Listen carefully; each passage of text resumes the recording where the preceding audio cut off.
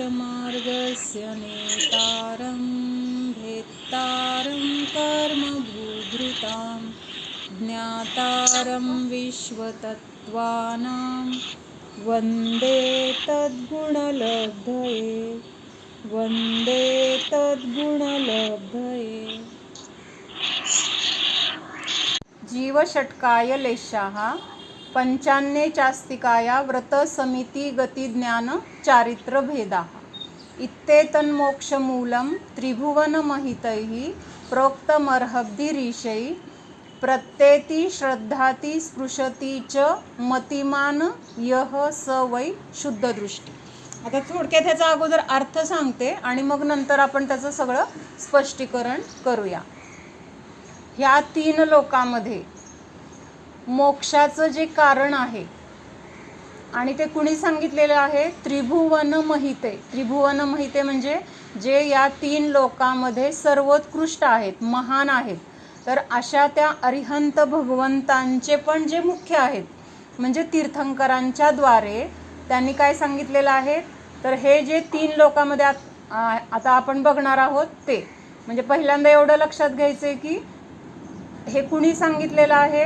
तर अरिहंत भगवंतांमध्ये श्रेष्ठ म्हणजे तीर्थंकर भगवान त्यांच्या दिव्यध्वनीमधून हे आलेलं आहे। काय आलेलं आहे की जे मोक्ष मार्गाचं मूळ आहे किंवा जो मोक्ष मार्ग आहे तर तो मोक्ष मार्ग काय आहे हे सांगण्यासाठी हा श्लोक आहे। मग काय आहे तर तीन काळामध्ये 6 द्रव्य, त्याच्यानंतर 9 पदार्थ, 6 प्रकारचे जीव, 6 प्रकारच्या लेशा, 5 प्रकारचे अस्तिकाय, व्रत, समिती, गती, ज्ञान, चारित्र। तर ह्या सगळ्यांचे जे भेद सांगितलेले आहेत किंवा त्या भेदांचा सगळा जो काही अभ्यास तत्वज्ञान तर ते समजून घेणं, त्यानुसार आचरण करणं हेच काय आहे तर मोक्षाचं मूळ आहे असं कुणी सांगितले? तर तीन लोकांमध्ये जे सर्वश्रेष्ठ आहेत तर ते अरिहंत भगवान किंवा अरिहंत भगवंतांमध्ये पण श्रेष्ठ कोण आहेत तर तीर्थंकर। कुठल्या अपेक्षेने म्हटलंय त्यांना श्रेष्ठ? आता अरिहंतांचं ज्ञान किंवा अरिहंतांचे चतुष्टय आणि तीर्थंकरांचं ज्ञान किंवा तीर्थंकरांचे चतुष्टय ह्या दोन्हीमध्ये काहीही फरक नाही आहे म्हणजे अगदी समान आहे सगळं। तरी सुद्धा अरिहंतांमध्ये श्रेष्ठ तीर्थंकर का म्हटलेलं आहे? तर तिथं काय सांगितलं की तीर्थंकर पदवीचा तिथं काय आहे? उदय आहे। तीर्थंकर नामकर्माचा तिथं उदय आहे आणि बाकीचे जे अरिहंत आहेत म्हणजे सर्वसाधारण अरिहंत ज्यांना तीर्थंकर प्रकृती म्हणा किंवा समोसरण वगैरे नाही आहे, फक्त गंधकुटी असेल म्हणजे तिथं अरिहंत केवल ज्ञान सगळं आहे, फक्त तिथं एक आपलं उपचाराने म्हटलेलं आहे की अरिहंतांमध्ये श्रेष्ठ। कारण तीर्थंकरांची दिव्यध्वनी खिरते ना, सामान्य अरिहंतांची दिव्यध्वनी खिरेल पण किंवा खिरणार नाही म्हणजे त्याच्यामध्ये अशी गॅरंटी अशी नाही आहे, पण तीर्थंकरांची दिव्यध्वनी मात्र खिरणारच असा नियम आहे। म्हणून आता हे सगळं जे तत्वज्ञान आपल्याला समजणार आहे तर ते कुठून आलेलं आहे? तीर्थंकरांच्या दिव्यध्वनीमधून आलेलं आहे। आणि म्हणून त्या दिव्यध्वनीमधून काय आलेलं आहे तर ह्या तीन काळामध्ये मोक्षाचा जो मार्ग आहे तर तो मार्ग काय आहे तर ते आपल्याला ह्या श्लोकातून सांगितलेलं आहे। काय आहे मग मोक्षाचा मार्ग? कुठल्याही काळामध्ये, भले तो भूतकाळ असेल, वर्तमान काळ असेल किंवा भविष्य काळामध्ये देखील ह्या तीन लोकांमध्ये जे 6 द्रव्य आहेत, 9 पदार्थ आहेत, जीव 6 प्रकारचे आहेत, जीवांचे जे लेशा म्हणजे जीवाचे जे परिणाम तर ते पण कसे आहेत तर 6 प्रकारचे आहेत।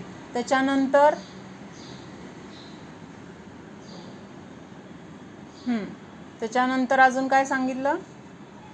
अस्तिकाय ते 5 प्रकारचे आहेत, व्रत म्हणजे नियम संयम, म्यूट करा। त्याच्यानंतर समिती 5 प्रकारच्या आहेत, गती 4 प्रकारच्या आहेत, ज्ञान 5 प्रकारचे आहेत आणि चारित्र पण 5 प्रकारचं आहे। आणि ह्या सगळ्यांना समजून घेणं तर तोच काय आहे तर मोक्षाचा मार्ग आहे असं कुणी सांगितलंय? अरिहंत भगवंतांनी सांगितलेला आहे। मग ह्याचा सगळा विस्तार आपण काल बघितला। मुख्य मुख्यतेने काय लक्षात आलं की अरिहंत भगवंतांनी काय सांगितलंय की मोक्षाचा मार्ग सांगितलाय. आणि तो मोक्षाचा मार्ग काय आहे तर आत्ता हे जे आपण बघितलं गती, चारित्र, ज्ञान किंवा जीव, लेशा, हे सगळं जे आहेत किंवा त्यांचे जे भेद आहेत तर ते सगळं समजून घेणं हेच काय आहे तर मोक्षाचा मार्ग आहे, असं अरिहंत भगवंतांमध्ये जे श्रेष्ठ आहेत तर त्यांच्या दिव्यध्वनीमधून आपल्याला हे सांगितलं आहे. काय सांगितलंय? मोक्षाचा मार्ग सांगितलाय. आणि तो मोक्षाचा मार्ग आपल्याला कुणी सांगितलाय? तीर्थंकरांनी सांगितलाय. कसा सांगितलाय? त्यांच्या दिव्यध्वनीतून सांगितलेला आहे. आणि कुठल्याही काळामध्ये मोक्षाला जर जायचं असेल आपल्याला तर ह्या सगळ्या प्रकारांचे जे भेद सांगितलेत किंवा ह्याच्याद्वारे जे काही तत्त्वज्ञान सांगितले तर ते तत्त्वज्ञान समजून घेणं हेच काय आहे किंवा त्यानुसार आचरण करणं, ज्ञान करणं, श्रद्धान करणं हेच काय आहे तर मोक्षाचा मार्ग आहे असं सांगितलेलं आहे. इथपर्यंत समजतंय? जीव षट हा शब्द म्हणजे जीव शब्द अगोदर आहे त्याच्यासाठी पण तो षट शब्द आहे आणि लेशा शब्द नंतर आहे तरी त्याच्यासाठी पण हा षट शब्द म्हणजे तो मध्यदीपक आहे. म्हणजे पहिल्या शब्दाचा पण अर्थ लागणार त्याच्यामुळं आणि पुढच्या शब्दाचा पण लागणार. दोन शब्दांच्या मध्ये असल्यामुळं त्याला मध्यदीपक म्हटलं होतं. म्हणजे मध्ये आहे तो दिवा आणि तो पुढच्यावर पण प्रकाश टाकतोय आणि पाठीमागच्यावर पण प्रकाश टाकतोय. मग आता इथं त्रैकाल्यम हा शब्द आहे. मग त्रैकाल्यम शब्द काय करतोय? पुढं येणाऱ्या सगळ्या शब्दांना दाखवतोय किंवा सगळ्या शब्दांसाठी तो शब्द काय आहे? जोडला गेलेला आहे. म्हणून त्रैकाल्यम हा शब्द आदिदीपक. आदी म्हणजे काय? सुरुवातीला दिवा. ह्याचा आहेत हे बरोबर आहे मुख्यतेने तसं म्हणजे आपण म्हणू शकतो. पण 3 काळामध्ये मोक्षाचा मार्ग कुठला आहे तर हे सगळे जे सांगितलेले शब्द आहेत त्यांचा विस्तार, ते तत्त्वज्ञान समजून घेणं हाच मोक्षाचा मार्ग आहे असं तिथं मुख्यतेने सांगितले. 3 काळामध्ये असा त्याचा अर्थ घ्यायचा आहे. मग आता हां, तर ह्या 3 काळामध्ये द्रव्य किती आहेत? 6 आहेत. मग कुठलाही काळ असेल, भूत असेल, वर्तमान असेल किंवा भविष्य काळ असेल तर ह्या 3ही काळामध्ये द्रव्य नियमाने किती असणार आहेत? 6च असतात. त्याच्यामध्ये कमी पण होत नाहीत आणि जास्त पण वाढणार नाहीत. म्हणून द्रव्याची संख्या जाती अपेक्षेने किती आहे? 6च आहे. जाती अपेक्षेने म्हणजे जे प्रकार सांगितले, जीव, पुद्गल, धर्म, अधर्म, आकाश आणि काल, हे जे 6 प्रकार आहेत तर ते काय आहेत? जाती अपेक्षेने म्हटलेलं आहे. तर त्यांच्या गुणधर्मावरून त्यांना काय केलेलं आहे? वर्गीकरण किंवा त्यांचे विभाग केलेले आहेत. तर असे एकूण जगामध्ये जेवढे काही पदार्थ आहेत तर ते पदार्थ ह्या 6 जातीमध्ये किंवा ह्या 6 प्रकारामध्ये विभागलेत. म्हणजे तेवढेच पदार्थ आहेत जगामध्ये 6 प्रकारच्या जातीचे. मग आता संख्या जाती अपेक्षेने तर हे 6 सांगितले. मग संख्या अपेक्षेने जर बघायला गेलं तर प्रत्येक द्रव्याची संख्या काय आहे? वेगळी वेगळी आहे. तर हे पण आपण थोडंसं बघूया. तर आता जीवद्रव्य किती आहेत? जीव एक पहिलं द्रव्य, 6 द्रव्यामधलं पहिलं कुठलं द्रव्य आहे तर जीवद्रव्य. मग ह्या जीवद्रव्याची संख्या किती आहे? अनंत जीवद्रव्य आहेत. संख्या अपेक्षेने बघितलं तर जीव ह्या गटामध्ये अनंत जीव येणार. पण मुख्यतेने सगळे जीव कसे आहेत? समान आहेत. समान म्हणजे त्यांच्या गुणांच्या स्वरूपाला जर बघितलं तर प्रत्येक जीवामध्ये जे गुण आढळतात एका जीवामध्ये तर तेच जीव सगळ्या जीवांमध्ये, तेच गुण सगळ्या जीवांमध्ये आहेत. म्हणजे तिर्यंच गतीत असतील, नरक गती, मोक्ष, मनुष्य गती किंवा देवगती किंवा सिद्धालयामध्ये सुद्धा असणारे जीव, ह्या सगळ्या जीवांना एक जीवद्रव्यामध्ये घेतलेलं आहे. लक्षात येते का? त्यांच्या गुणधर्मानुसार त्यांचं वर्गीकरण. तर गुणधर्मानुसार जर बघितलं तर 6 प्रकारचे द्रव्य. पण एका द्रव्याचे जर आपण त्यांच्या संख्या बघायला लागलो तर त्या संख्या कशा आहेत? प्रत्येक संख्या वेगळ्या येणार आहेत. किंवा ह्या सगळ्यांची बेरीज जर केली तर अनंतानंत द्रव्य येतील संख्या अपेक्षेने. संख्या आणि जाती ह्या 2 मधला फरक लक्षात आला का सगळ्यांच्या? तर आता मनुष्यामध्ये, मनुष्य हा जो ही जी पर्याय आहे तर त्याच्यामध्ये 2च जाती सांगितल्यात. एक स्त्री जात आणि पुरुष जात, 2 जाती सांगितल्या. पण आता स्त्री जातीमध्ये किती जीव येणार, किती असतील स्त्रिया, तर त्यांची संख्या खूप असणार आहे. आणि पुरुषांची संख्या किती असेल तर ती त्याच्यामध्ये, पण संख्या अपेक्षेने जास्त येणार. पण जर जाती अपेक्षेने बघितलं तर 2च गट होणार. हा फरक आहे. लक्षात आलं? जाती कशाला म्हणायचं आणि संख्या कशाला म्हणायचं. तर जीवद्रव्य किती आहेत? अनंत म्हटलेलं आहे, किंवा अनंतानंत म्हटलं तरी सुद्धा चालतंय. त्याच्यानंतर पुद्गल किती आहेत? जेवढे जीवद्रव्य आहेत त्याच्या अनंतपट, अनंतानंत काय आहेत तर पुद्गल द्रव्य आहेत. त्याच्यानंतर धर्मद्रव्य किती आहेत? कोण सांगतंय? धर्मद्रव्य धर्मद्रव्य 1 आहे. बरोबर. अधर्मद्रव्य एकच आहे. आकाशद्रव्य मग आकाशद्रव्य आपण अलोक आकाश आणि लोक आकाश म्हणतो की, मग 2 झाले की.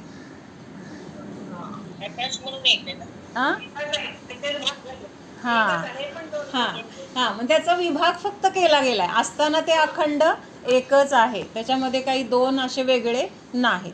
म्हणून आकाशद्रव्य पण एकच आहे. आणि कालद्रव्य किती आहेत? कोण सांगतंय? कालद्रव्य ऋणाली, नेहा, जरा नवीन पोरींनी सांगा. एकच आहे. कालद्रव्य कोण सांगतंय एकच आहे? प्राजक्ता, कालद्रव्य किती आहेत? तर कालद्रव्य किती आहेत? असंख्यात म्हटलेलं आहे. असंख्यात म्हणजे अनंतपेक्षा खूप कमी आहे. कळलं का? आपण जर त्याला अनंत म्हटलं किंवा 1 म्हटलं तर चूक झालं.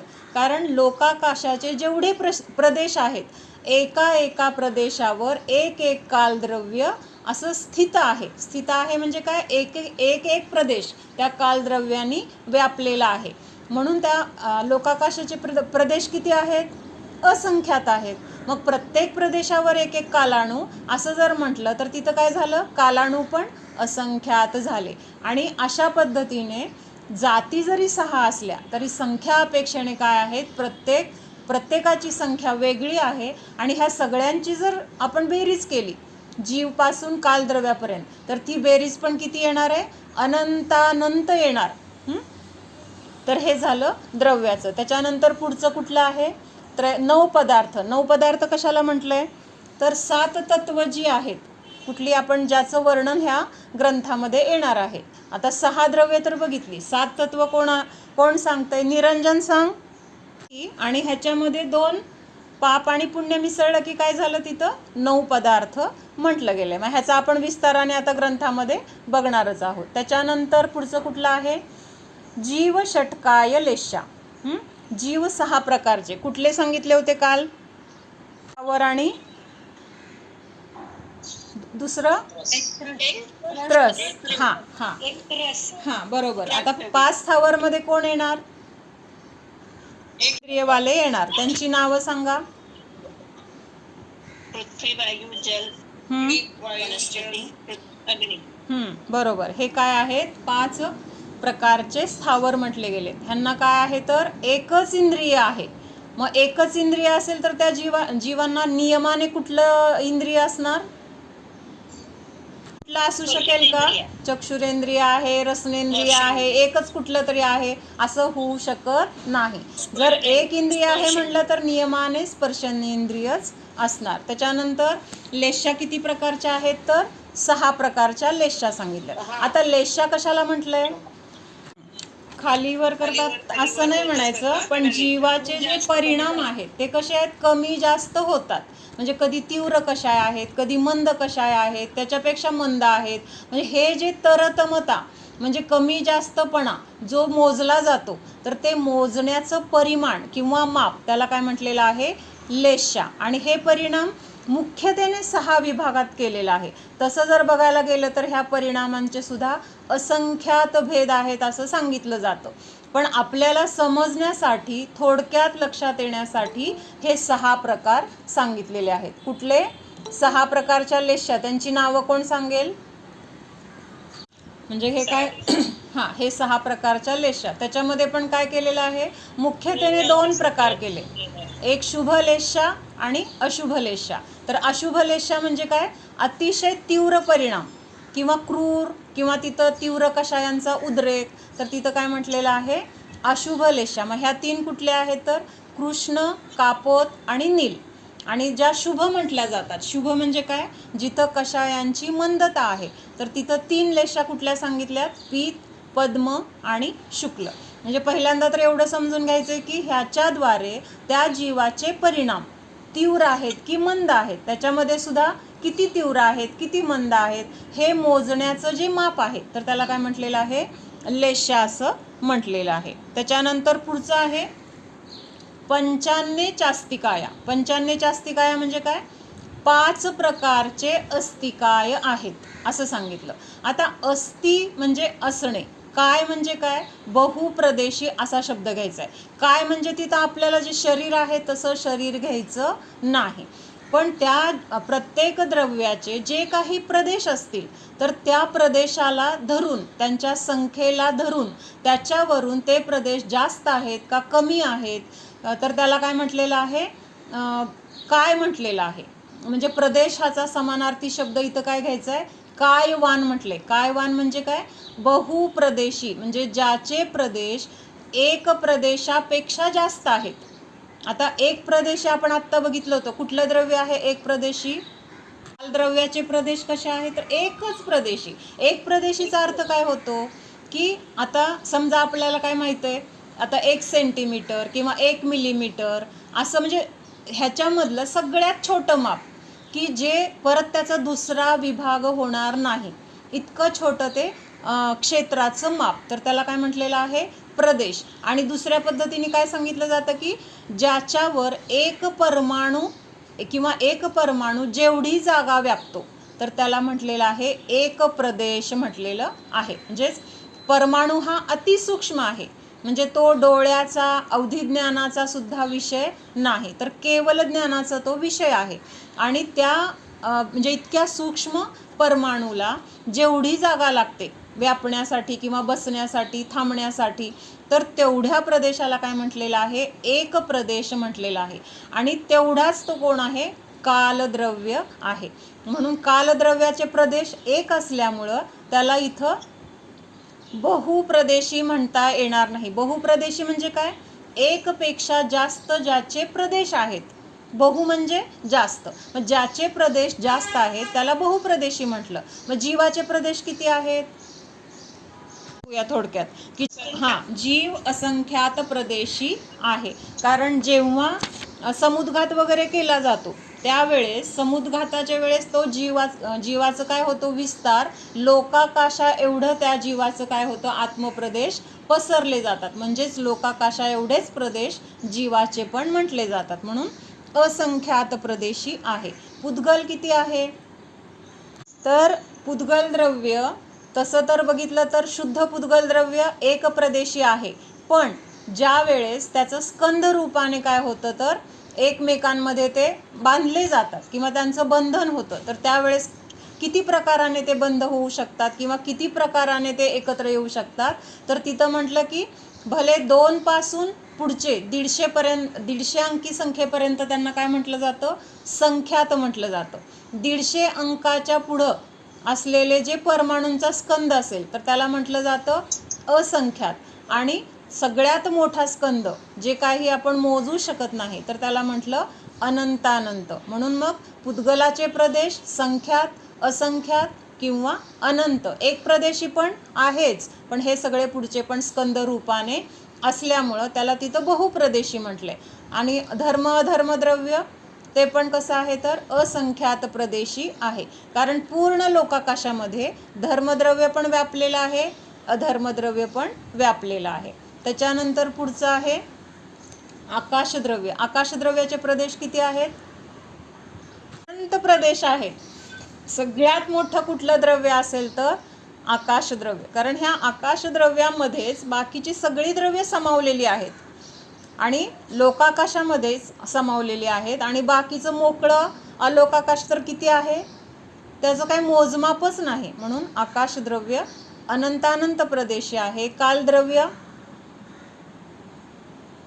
एक प्रदेशी आहे. हां, मग आता अस्ति काय म्हणजे काय, तर ह्या 5 द्रव्यांचे प्रदेश कसे आहेत, एकपेक्षा जास्त आहेत. म्हणजे एक कालद्रव्यच कसं आहे, एक प्रदेशी आहे. कालद्रव्य सोडून बाकीची जी 5 द्रव्य आहेत तर ती कशी आहेत, बहुप्रदेश. हां, म्हणजे एक पेक्षा त्यांचे प्रदेश जास्त आहेत.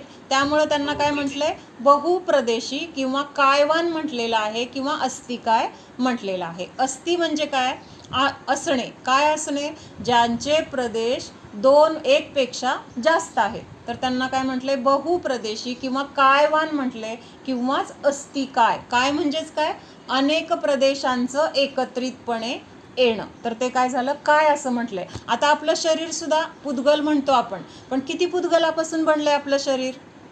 आपल्या शरीरामध्ये किती पुद्गल द्रव्य आहेत, एकच आहे का पुद्गल द्रव्य, ह्यात पण नाही, अनंत परमाणूंनी बनलेलं आहे. म्हणजे एक पुद्गल नाहीये, म्हणून हे शरीराला काया म्हटलेलं आहे. मग त्या अपेक्षेने तिथं ज्यांचे प्रदेश 1 पेक्षा जास्त आहेत तर त्यांना तिथं काय म्हटलेलं आहे, कायवान म्हणजे बहुप्रदेशी असं म्हटलेलं आहे.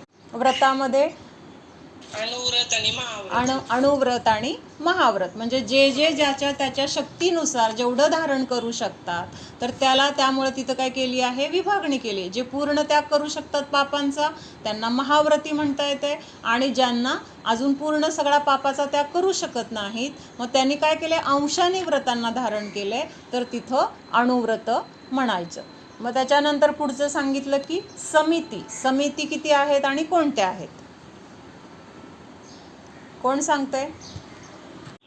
समिती किती आहेत, 5. कुठल्या कुठल्या, इरिया, भाषा, ऐषणा, आदान निक्षेपण आणि व्युत्सर्ग किंवा प्रतिष्ठापना समिती. तर ह्या समितींच्या द्वारे जीवाचं म्हणजे काय साध्य होतं, किंवा समिती कशासाठी आहेत, हां, म्हणजे त्याच्याद्वारे मुख्य हेतू काय आहे, तर जीवांचं रक्षण करणं किंवा दयाभाव जीवांच्या प्रती. मग त्या 5 समितीच्या द्वारे तिथं काय केलं जातं, जीवांच्या रक्षणाचा तो उपाय आहे. आता इरिया समितीमध्ये काय आहे, त्या समितीच्या द्वारे काय रक्षण होतं जीवांचं, तर बघून चालतो. आणि बघून चालताना जर तिथं जीव असतील तर आपण त्या जीवांना म्हणजे कसं वाचवायचं, किंवा त्यांना न तुडवता जिथं जीव नाहीत अशा ठिकाणी पाय ठेवून आपण चालणार. मग अशा प्रकारे तिथं जीवाचं रक्षण झालं. त्याच्यानंतर पुढचं काय आहे, भाषा समिती. भाषा समितीमध्ये काय येणार, कश्मीरा, दुखवेल असं बोलायचं. बरोबर. म्हणजे बोलताना कसं बोलायचं, तर हित, मित आणि प्रिय. म्हणजे जे बोलणार ते एकतर हिताचाच बोलणार, त्याच्यामुळं त्याला फायदा असा होणार की त्याच्या दुःखातून त्याला सुटका होईल असं बोलणार. म्हणजे धर्माचंच येणार, दुसरं कुठलंही संसाराचा उपदेश ह्याच्यामध्ये येणार नाही. म्हणजे हिताचं बोलणार. मित म्हणजे काय, अगदी अल्प थोडक्यात बोलणार. बोलावं लागतंयच तर कमीत कमी बोलायचं. म्हणजे जास्त बोलून काय होतं, मग जास्त बोलायला लागलं की काय होतं, चुकीचं बोललं जातं, किंवा गरज नसताना तेच तेच बोलून पण काय होतं, तिथं त्याचा प्रभाव पण पडत नाही. दुसरी गोष्ट, आपलं पण काय होतं, विनाकारण बोलण्याच्याद्वारे पण हिंसा होते. म्हणजे हे सगळं आपला वेळ त्याच्यात जातो. म्हणजे अशी अनेक कारणं आहेत. त्यामुळे काय सांगितलं, जे बोलायचं ते हिताचं बोलायचं, अगदी अल्प बोलायचं, हित, मित आणि प्रिय.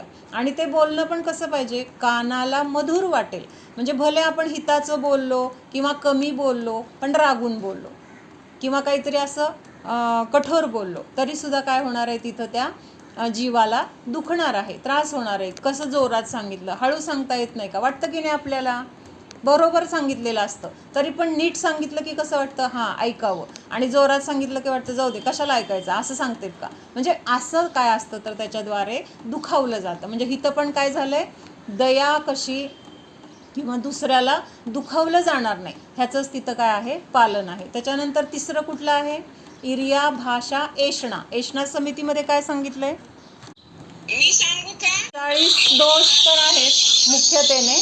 आणि दुसरं काय सांगितलंय की मुख्य म्हणजे ऐषणा समितीमध्ये शोधून आहार घेणं, बघून घेणं. म्हणजे त्याच्यामध्ये सगळे अंतराय वगैरे तर आहेतच आहेत बघा, म्हणजे ते अंतराय पाळायचं. प्लस आता दिलंय हातात आणि तसंच घेतलं तर तिथं काय झालं, समजा त्याच्यामध्ये जीव असेल तर काय झालं, तिथं दोष लागला.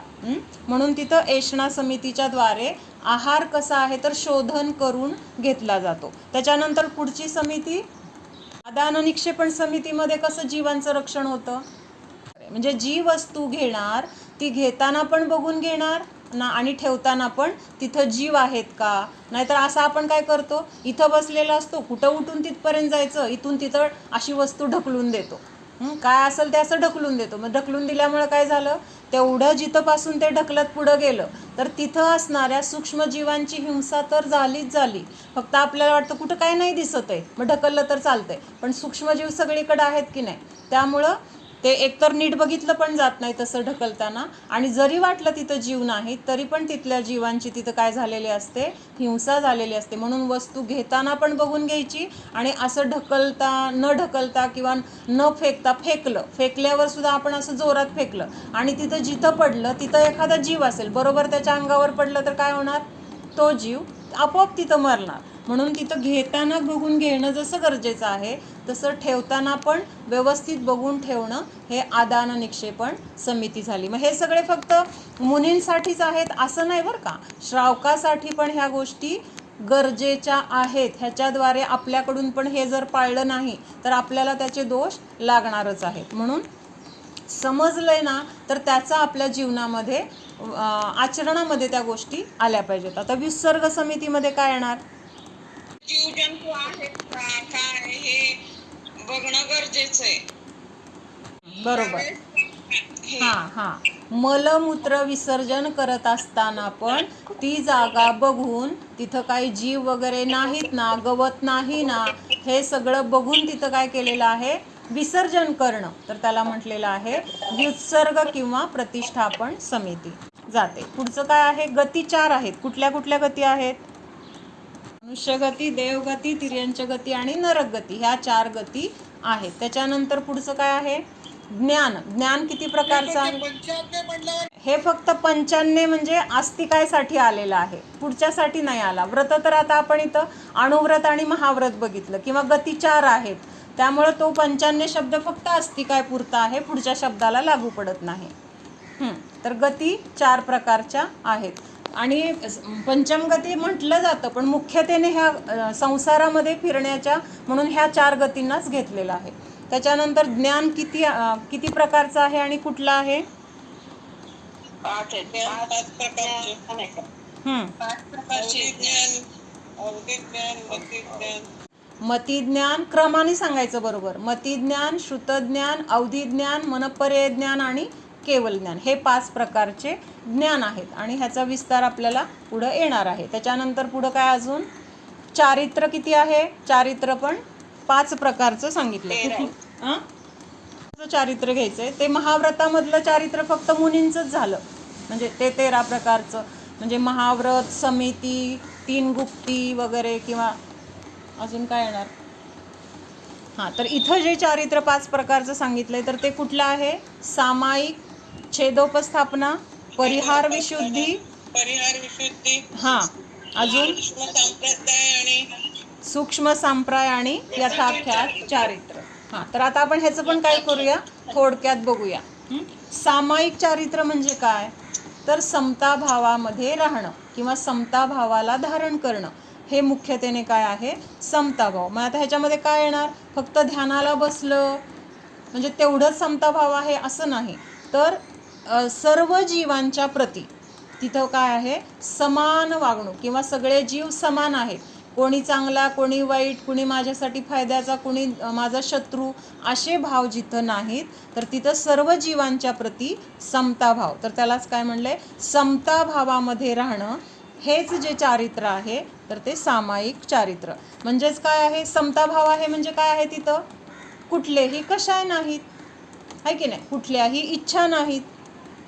त्याच्यानंतर अजून आकुलता नाही, म्हणजे असं सगळ्यांनी रहित, म्हणजे कुठल्याही गोष्टीबद्दल तिथं इष्ट किंवा अनिष्ट भाव नाहीत.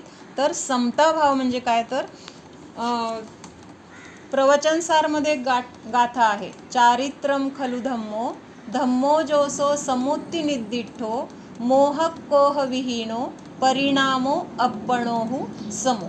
म्हणजे काय, तर समताभाव काय आहे हे तिथं सांगितलेलं आहे. काय सांगितलंय, चारित्रम खलु धम्मो, चारित्रच खरा धर्म आहे. मग खरा धर्म काय आहे? चारित्तम खलु धम्मो, आणि हा धर्म म्हणजेच समताभाव आहे. समताभाव कशाला म्हटलंय? तर मोह क्षोभरहित जीवाचे म्हणजेच आत्म्याचा जो परिणाम आहे, कुठला? मोह आणि क्षोभाने रहित. मोह आणि क्षोभ इथं काय घ्यायचंय? राग आणि द्वेष ह्यांनी रहित असा जो जीवाचा परिणाम, तर त्याला काय म्हटलेलं आहे? चारित्र्य म्हटलेलं आहे, किंवा त्यालाच समताभाव असं म्हटलेलं आहे. त्याच्यानंतर दुसरं आहे छेदोपस्थापना. छेदोपस्थापना म्हणजे काय? छेद झालेला आहे. काय झालेलं आहे? छेद म्हणजे काय? छेदलं गेलंय म्हणजे काहीतरी मध्ये अंतर पडलंय किंवा काहीतरी आपलं तुटलंय, तिथं आपण छेद झाला म्हणतो. मग इथं छेद हा कुठल्या अपेक्षेने घेतलाय? समजा काहीतरी व्रत नियम संयम घेतलेला आहे, आणि ते नियम संयमाचं पालन करत असताना तिथं अतिचार अनाचार दोष घडलेत. अतिक्रम व्यतिक्रम अतिचार अनाचार असे जे काही दोष घडले असतील, तर त्या दोषांचा बद्दल प्रतिक्रमण प्रायश्चित्त वगैरे सगळं करून परत त्या व्रताला धारण करणं, म्हणजे त्या व्रतामध्ये परत आपली उपस्थापना करणं. स्थापना करणं म्हणजे काय? स्वतःमध्ये ते ग्रहण करणं की मी हे सगळा पापांचा त्याग केलेला आहे, किंवा हे आचरण मी ह्या प्रकारचं पाप मी त्याग केलेलं आहे, असं जे केलेलं असतं. तर त्याच्यामध्ये कुठंतरी आपण काय करतो? अतिक्रमण करतो. म्हणजे त्या गोष्टी सोडलेल्या परत ग्रहण तरी करतो, किंवा आपल्याकडनं तिथं काहीतरी मनाच्याद्वारे चुकलं जातं. तर अशा पद्धतीने जे दोष लागले असतील, तर त्या दोषांबद्दल प्रायश्चित्त प्रतिक्रमण करून जो काही नियम आपण आधी घेतला होता आणि आता मोडला गेला आहे किंवा त्याच्यात दोष लागलेत, तर त्याला परत ग्रहण करणं, हे काय झालं? छेदोपस्थापना म्हटलेलं आहे. म्हणजे ज्या व्रतामध्ये आपण अगोदर स्थिर झालो होतो आणि परत काही कारणाने त्याच्यामध्ये अस्थिरता आली, तर तिथं परत आपण स्थिर होणं, त्याच्यामध्ये स्थापन होणं, म्हणजेच परत त्या व्रतामध्ये पहिल्यासारखं स्थिर होणं, तर हे काय आहे? छेदोपस्थापना म्हटलेलं आहे. मग आता ह्याचं उदाहरण म्हणजे समंतभद्र आचार्यांना भस्मक रोग झाला होता. मग त्यावेळेस काय झालं? भस्मक रोग इतका झाला, म्हणजे असा तीव्र होता तो रोग, की त्यांना असं वाटलं की आता आपल्या चर्येचं पालन काही होणार नाही. म्हणून त्यांनी काय केलं? गुरूंना सांगितलं की मला असा त्रास होतोय आणि माझ्याच्यानी काय आता हे होणार नाही, मला सल्लेखना द्या. पण गुरु कसे होते? अवधिज्ञानी. मग त्यांनी जाणलं की ह्यांच्याकडून भरपूर धर्मप्रभावना होणार आहे, आणि मग त्यांनी सांगितलं की ह्या तुझ्या आत्ताचे जे व्रत आहे, तर त्या व्रताला तू काही दिवसासाठी त्याग कर. मग त्यांनी काय केलं? जे महाव्रत घेतलं होतं ते महाव्रत त्यांना सोडावं लागलं की नाही, म्हणजेच त्यांच्या व्रतामध्ये काय झाला? छेद झाला. मग परत त्यांचं जे व्याधी होती, भस्मक व्याधी, तर ती परत भरपूर त्यांना अन्न, जिथं गेले होते त्या मंदिरामध्ये, बाकी गोष्ट नाही सांगत आहे आता, मग तिथं त्यांना पाहिजे तेवढं अन्न काय झालं? मिळत गेलं. आणि मग काय झालं? हळूहळू त्यांची व्याधी नष्ट झाली, ते पूर्ण बरे झाले. आता पूर्ण बरे झाल्यानंतर परत गुरुकडे आले आणि काय केलं? मग तिथं मला असं माझं व्रत सोडून, माझं नियम तोडून मला हे सगळं ग्रहण करावं लागलं. मला हे सगळं करायची इच्छा नव्हती, पण नाविलाजाने मला हे सगळं करावं लागलं आहे, आणि हे जे काही माझ्याकडनं दोष झालेत, तर त्याच्याबद्दल प्रायश्चित्त प्रतिक्रमण घेतलं गुरूंकडून आणि परत ती दीक्षा धारण केली. म्हणजेच काय झालं? तिथं त्यांनी त्यांच्या व्रतामध्ये उपस्थापना केली. जो छेद झाला होता त्या छेदाला त्यांनी परत काय केलं? उपस्थापना करून ते मिटवून टाकलं. म्हणून तिथं काय म्हटलंय? छेदोपस्थापना नावाचं हे दुसरं चारित्र्य आहे. त्याच्यानंतर परिहार विशुद्धी. परिहार विशुद्धी म्हणजे काय? अगदी सूक्ष्म पापापासून पण विरक्ती. म्हणजे शुभामध्ये राहत असेल तर ते सुद्धा काय आहे? स्वतःच्या आत्म्यामध्ये राहत नाही, म्हणून तो सुद्धा काय म्हटलेला आहे? दोष म्हटलेला आहे. अवघड वाटतंय का? कुणाचं लक्ष आहे का नाही? कश्मीरा समजतंय का? म्हणजे म्हणजे शुभामध्ये सुद्धा राहायचं, तिथं काय वाटणं? दोष वाटणं, आणि जास्तीत जास्त पुरुषार्थ स्वतःमध्ये राहण्यासाठी करणं, म्हणजे सूक्ष्म पापापासून पण विरक्ती होणं. मग हे काय आहे? तर परिहार विशुद्धी आहे. त्याच्यानंतर त्याच्या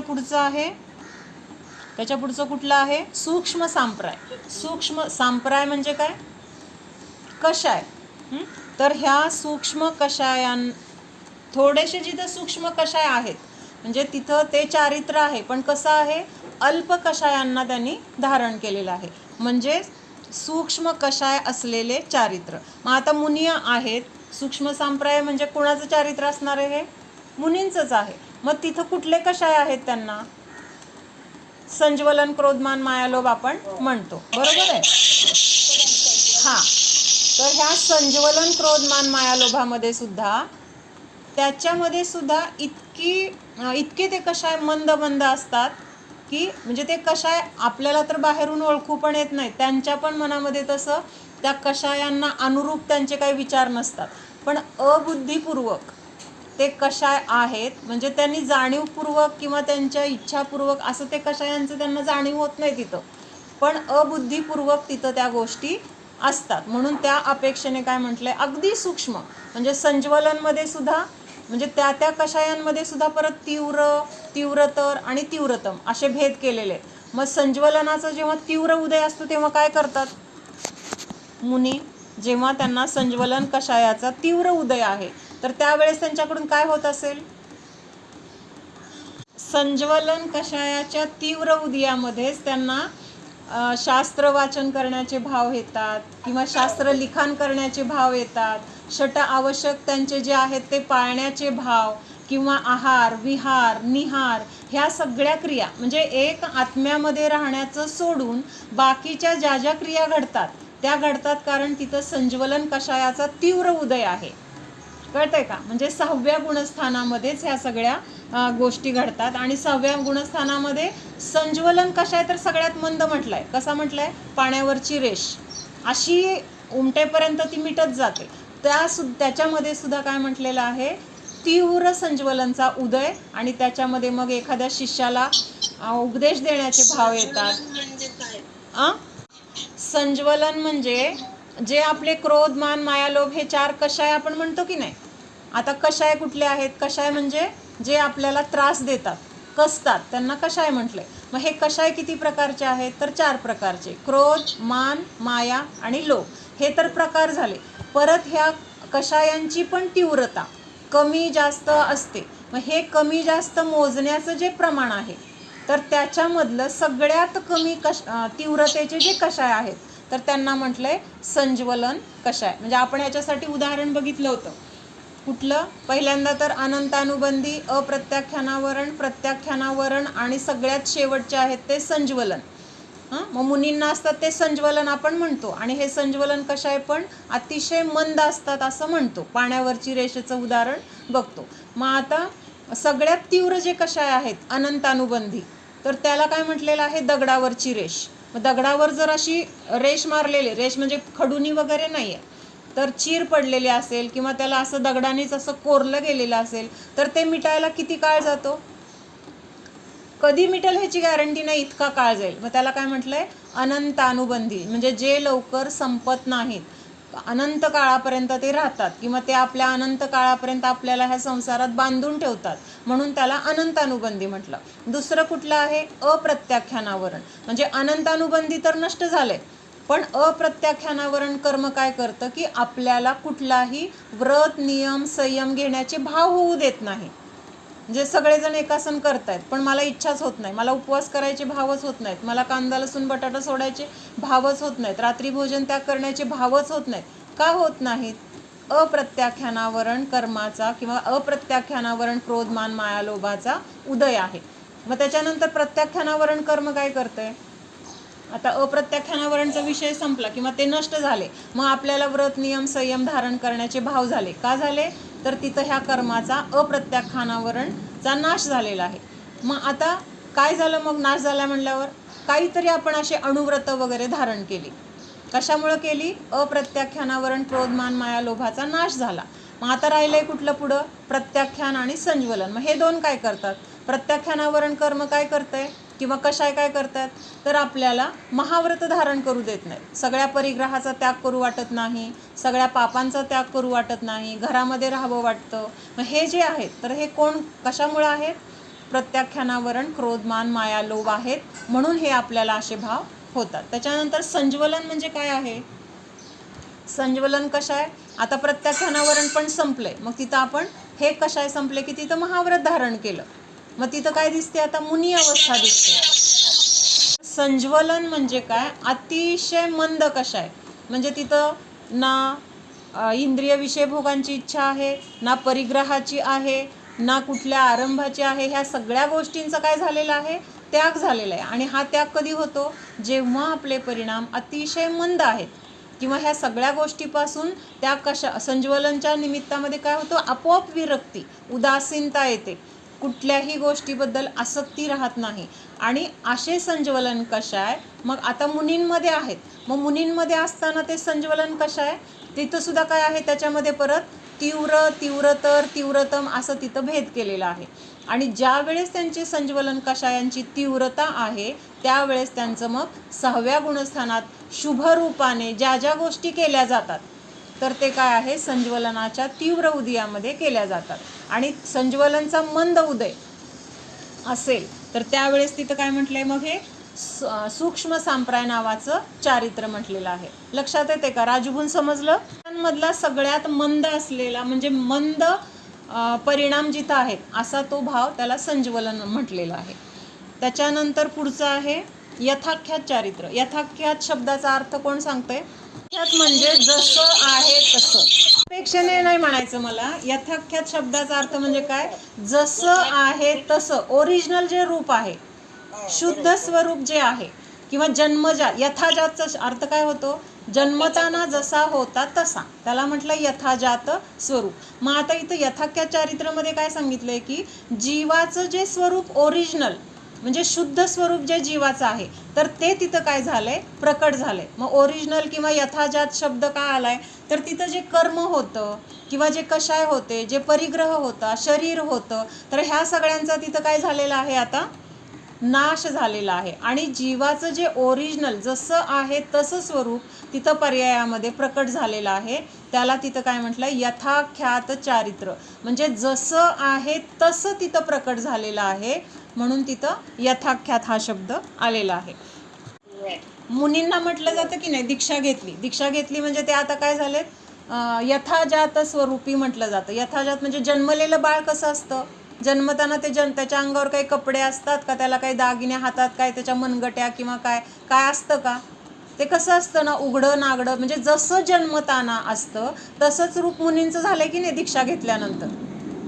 म्हणून तिथं मुनींना त्या अपेक्षेने पण यथाख्यात म्हटले की जसं जन्मताना होते, म्हणजे सगळ्या परिग्रहाने रहित झालेले आहेत सगळ्या, त्या अपेक्षेने तिथं त्यांना यथाख्यात असं म्हटलेलं आहे. म्हणजे असं आता 2-3 प्रकाराने हे यथाख्यात चारित्र्य लावलं जातं. एकतर दीक्षा घेतली म्हणून त्यावेळेस पण ते यथाख्यात म्हटलं जातं.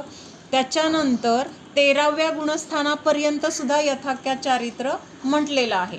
आणि सिद्धांचं जे चारित्र्य आहे तर त्याला परम यथाख्यात चारित्र्य असं म्हटलेलं आहे. काय म्हटलेलं आहे, परम यथाख्यात चारित्र्य, म्हणजे अरिहंतांपर्यंत नुसतं यथाख्यात चारित्र्य म्हटलंय. आणि सिद्धांचं चारित्र्य कुठलं आहे, तर परम यथाख्यात चारित्र्य असं म्हटलेलं आहे.